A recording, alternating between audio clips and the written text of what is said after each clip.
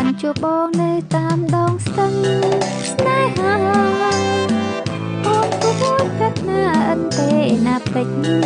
សោះឡើយខ្យល់ជុំនោបងហូបត្រជាងគុំធ្វើ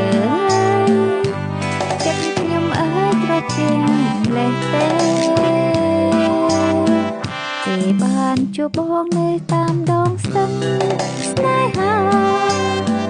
អូនតែងនិយាយថាអូនចិត្ត